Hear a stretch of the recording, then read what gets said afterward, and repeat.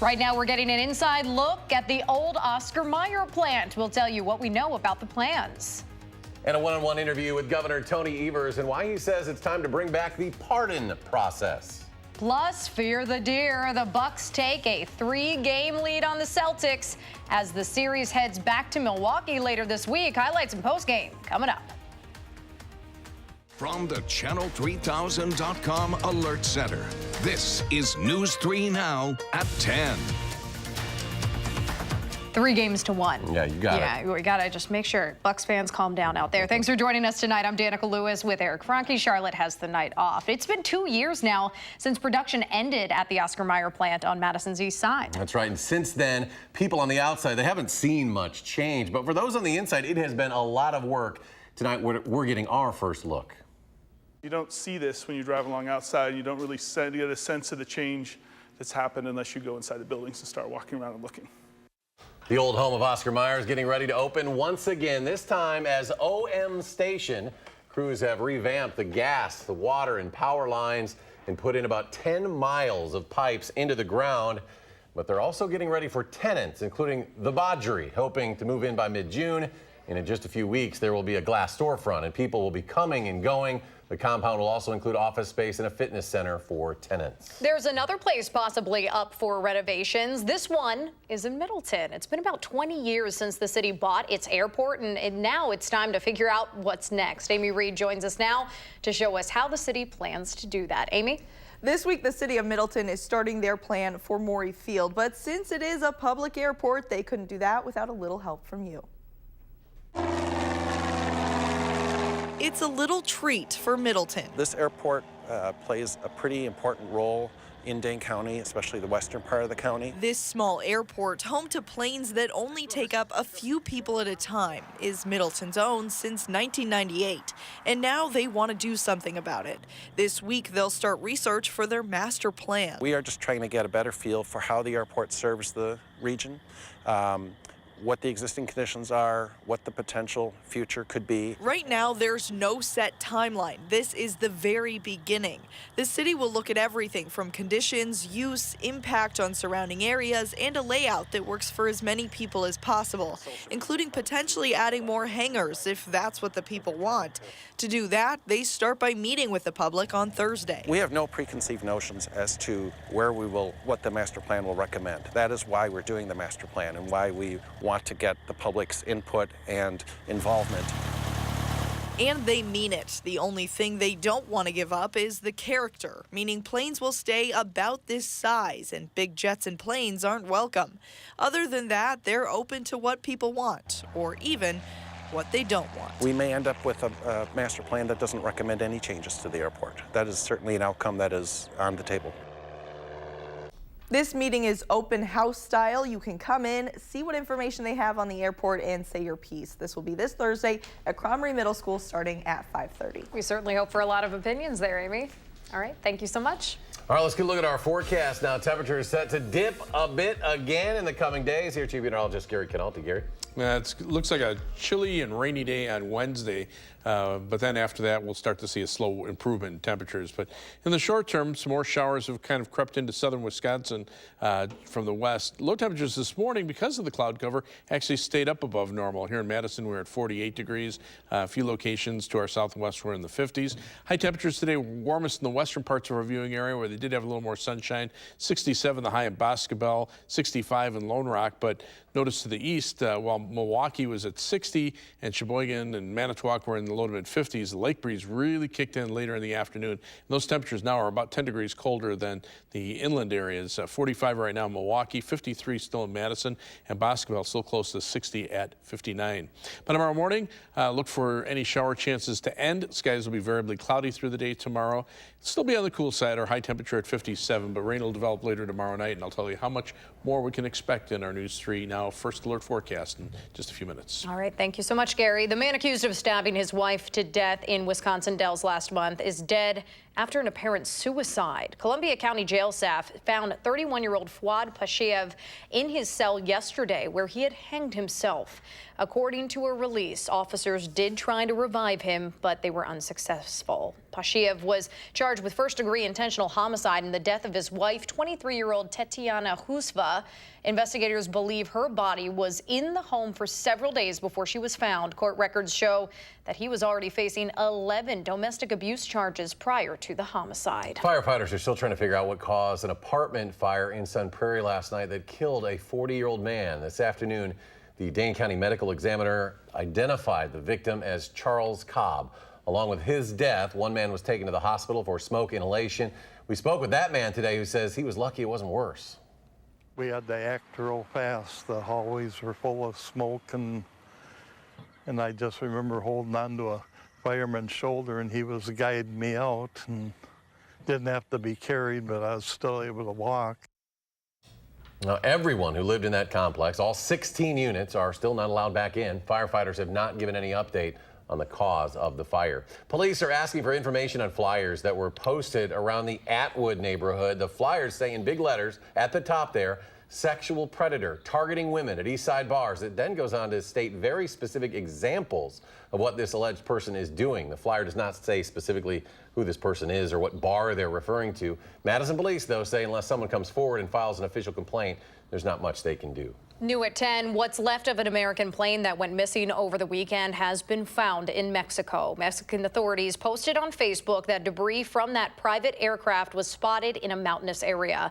According to that statement, there weren't any survivors seen from the aerial view of the plane's wreckage. It was traveling from Las Vegas to Monterrey, Mexico, when it lost contact with air traffic controllers Sunday evening. 13 people were on board. In Illinois, authorities are searching for the body of a fourth worker they believe died in a silicone plant explosion last week. This happened in Waukegan, about 40 miles north of Chicago. 3 of the 4 people killed in the explosion were from Wisconsin.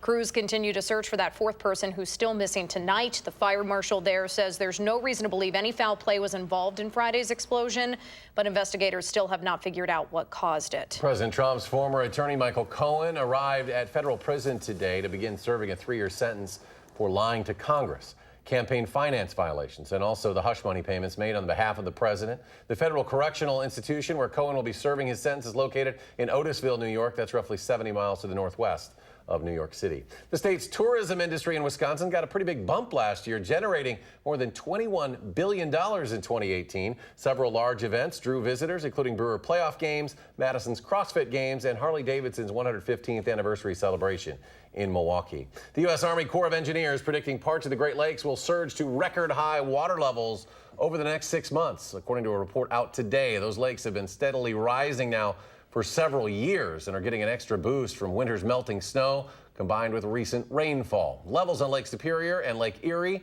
are expected to break records that were set decades ago. Lakes Michigan, Huron, and Ontario are not expected to reach record levels, but they are still expected to rise significantly. This year's graduating class at UW-Madison is leaving a gift that pays homage to women at the university. Officers for the class of 2019 unveiled the sculpture today. It's called the Monarch, celebrating the 150th anniversary of women earning undergraduate degrees at UW-Madison.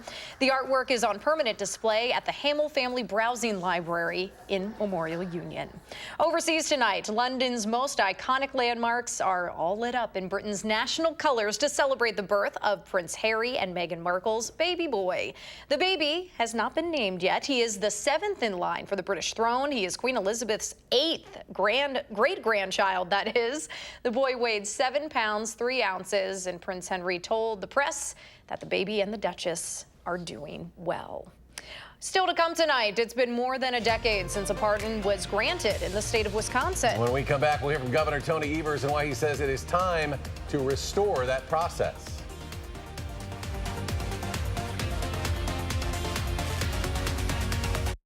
Get the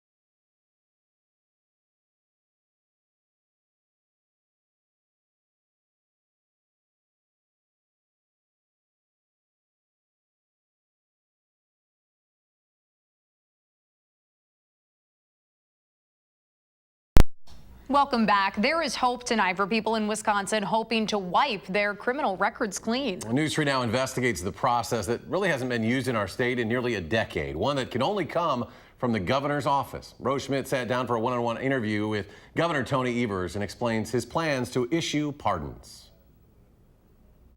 I'm suffering, and I really need help. Someone to listen to my story. Derek McCann's story is one filled with searching for a job. Weekly. For his kids, who he hasn't seen in 8 years. I missed their whole life because of this. And for a place to live, as right now this is all he has. And that's the reason why, I'm kind of in tears because, I've been fighting for my life for years. But mostly he's fighting and searching for redemption. I'm a man that deserves a second chance. Derek is open about his past with the understanding that this is not who he is. He pleaded no contest to a felony, second-degree recklessly endangering safety. Court records show a friend of his girlfriend at the time says he tried to strangle her.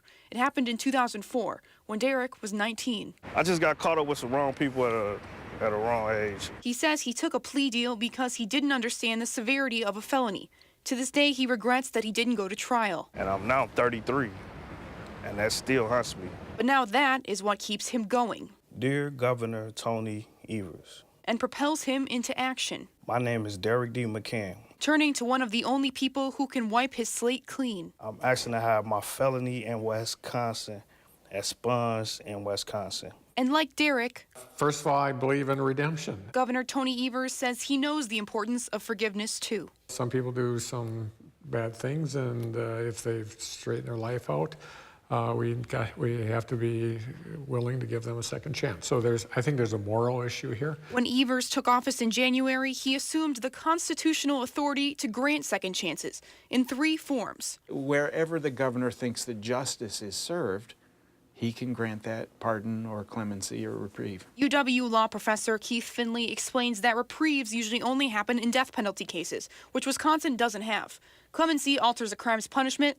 That leaves pardons. An act of grace is what they call it in the law. It's an act of forgiveness. He says pardons are often considered the fail-safe in the legal system. But breaking tradition from previous state leaders, Evers' predecessor, former Governor Scott Walker, didn't issue any over his 2 terms. After 8 years of complete inaction and unresponsiveness to all of a sudden turn the spigot back on, there's bound to be a lot of pent-up demand. So you are giving a lot of people hope by opening up this conversation. Is that your intention? Absolutely, and not having hope when you should have hope is the wrong thing for the state of Wisconsin to stand for. Walker never appointed anyone to the pardon board, but that didn't mean the inquiries didn't pour in. Requests that are now coming to Evers' office, more than 1,000 since January of this year. So your staff told me that this is actually your office's most contacted topic. Does that surprise you? Not at all. It was that during the campaign. I hear it everywhere. Step 1 for Evers will be putting together his pardon advisory board, which he hopes to have up and running by summer. With about 15 people total, the board will likely include victims or relatives of victims. He says his decision will not necessarily be about trying to distinguish whether someone is innocent. I think most people are people that have come to reconcile themselves with what they did wrong and want to make it the best of their lives going forward, and we want them to be part of our society. That is why letters, emails, and phone calls continue to pour into the governor's office. I have wrote my elected officials, even Scott Walker, past governor of Wisconsin, never got a reply. As people like Derek plead their cases. I need someone to listen to my story. Nobody ever did. Once Evers' team puts together the formal application, I plan on submitting it, and I'm looking forward to a new future. Derek plans to be first in line. I'm really looking forward to someone really new eyes looking at my case. And he's hoping that will bring what he's been seeking all along. My story gonna inspire others to never give up. Rose Schmidt, News 3 Now.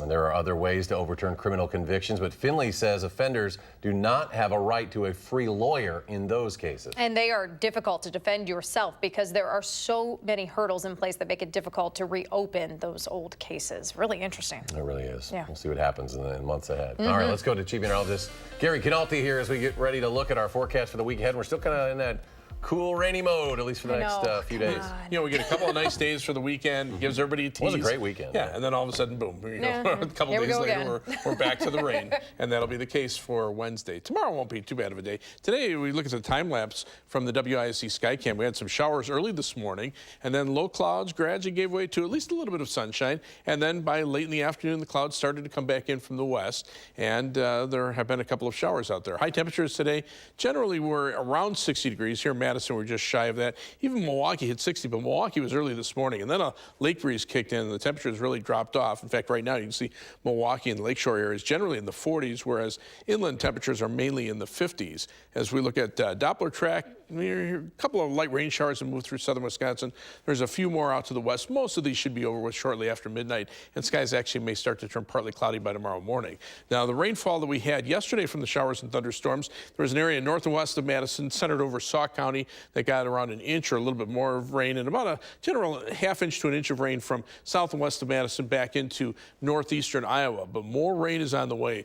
Here are some of the latest computer model forecasts, and this is from Wednesday into Thursday. The main U.S. forecasting model, the GFS computer model, showing generally about an inch to an inch and a half of rain. Compare that to the European computer model. Same thing, inch to an inch and a half, maybe locally 2 to 3 inches farther out to the west. And then the RPM computer model also showing more clouds and rain, and probably about an inch to an inch and a half over much of southern Wisconsin. Live view from the Edgewater Skycam, downtown Madison. No rain right now, at least here in Madison. High today 59, the low temperature 48, but our temperature is at 53 degrees with mostly cloudy skies. Winds are out of the east at 7 miles per hour. Those easterly winds will add to the chill.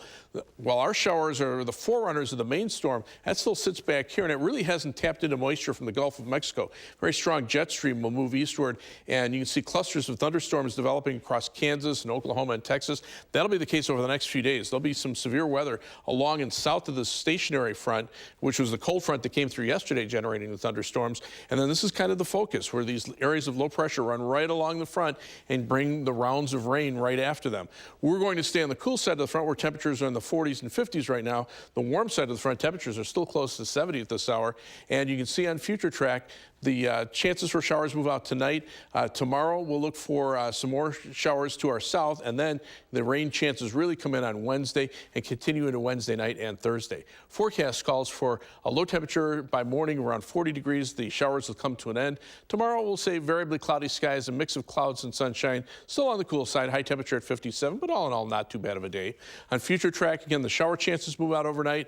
Then we look for dry weather during the day tomorrow. High temperatures in the upper 50s. I think these showers that the latest computer model is trying to forecast should stay far enough to the south they won't affect us. But the better chances of rain definitely come in for tomorrow night into Wednesday. Then look, temperatures only in the mid-40s for much of the day with a raw easterly wind, and those rainfall amounts, look at the latest ones, near 2 inches here in Madison.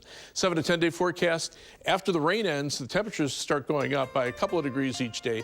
There'll be slight chances of showers over the weekend, maybe a chance of a shower Tuesday or a thunderstorm Thursday, but at least by then, temperatures should be back to around 70 degrees. I think we can get through 2 days midweek if that's the rest of the Sunday stretch. I know, right? Exactly. Sorry. Thanks for bringing me back down to reality. All right, thanks, Gary. Thanks, Gary. Giannis and the Bucks sending a message tonight in Boston. We'll have highlights from Game 4 next in sports.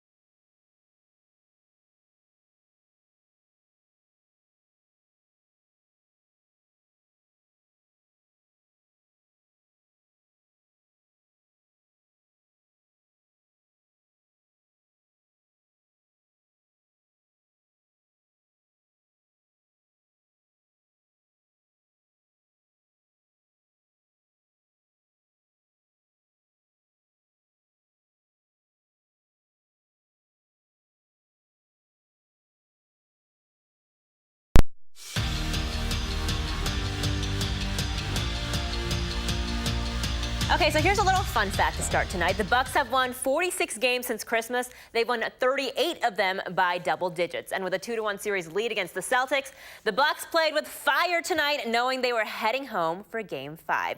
Giannis ready to go and to be aggressive, calls or no calls. We pick it up in the third. Chris Middleton to Giannis, breaks to the basket. No one contesting that slam. Bucks take the 1-point lead. Giannis got into some foul trouble, so George Hill picking up some slack, pulls up for the three. Eric Bledsoe looks like a kid on Christmas morning. He's so excited. Bucks up 72-68. They played some pretty fine defense tonight, too. Pat Connaughton, the big block, and then gets the ball back. Eric Franke, are you ready for this? The slam. He had 9 tonight. Clock winding down in the fourth quarter. I mean, this isn't even fair to the other team, you guys. The Greek Freak spins, drives, dunks. Bucks overcoming a lot of adversity in this win, but as head coach Mike Budenholzer has said in the past, they always stayed together. And that was the difference tonight. That's just having confidence in one another. When the game's not going our way, we're getting in foul trouble, can't make shots. We knew at some point those shots are going to start falling. I mean, we had a lot of great looks, missed some layups, but we knew we kept trusting ourselves, kept trusting the offense. Eventually the shots are going to start falling. Great teams and great players, you know, they don't, when they find an opportunity like this, they don't, you know, waste it.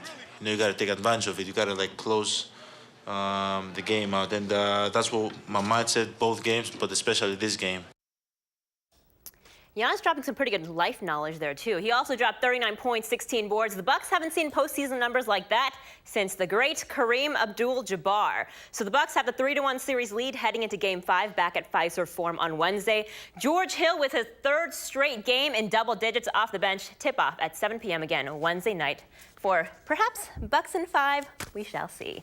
Lorenzo Cain out today, but Craig Counsell said it was a scheduled day off. It didn't have to do with his bruised left hand. The Brewers hosting a struggling Nationals team that didn't seem too tired despite a lot of travel issues getting to Milwaukee. Tie game in the 7th, Jesus Aguilar launches one high to right field. That one's caught, but Christian Yelich turns on the Jets. He heads home for the sacrifice fly. Brewers take the 4-3 lead. In the 8th, Ben Gamel sends that ball to right field. Orlando Arcia scores 5-3 Brewers. That would be the final. They win their 4th straight game. The Badger softball team is getting ready for a road trip to Indiana, where Wisconsin will face Iowa on Thursday for the first round of the Big Ten tournament. Now, the winner of that game will play 4th-ranked Ohio State on Friday. And the Badgers coming off of a series win over Nebraska over the weekend to finish the regular season off 38-11. Tiger Woods awarded a big honor today, the Presidential Medal of Freedom, the country's highest civilian honor. Now, the medal is for an especially meritorious contribution to the security or national interests of the United States, world peace, cultural, or other significant public or private endeavors. Tiger and the president, well, they played some golf together multiple times. We'll be right back.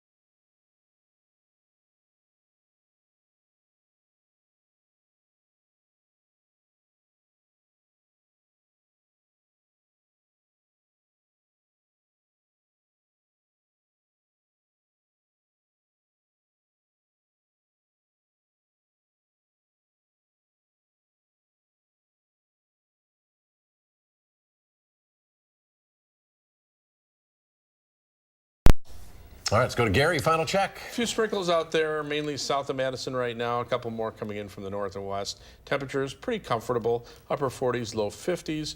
By tomorrow, look for high of 57. Alert day for Wednesday for windy, rainy conditions. Maybe an inch or two of rain, showers, perhaps thunderstorm Thursday. Then the temperatures slowly going up a couple of degrees each day to 70 by Thursday of next week. Thursday of next week. Gary, thank you very much. Thanks for joining us for News 3 now at 10.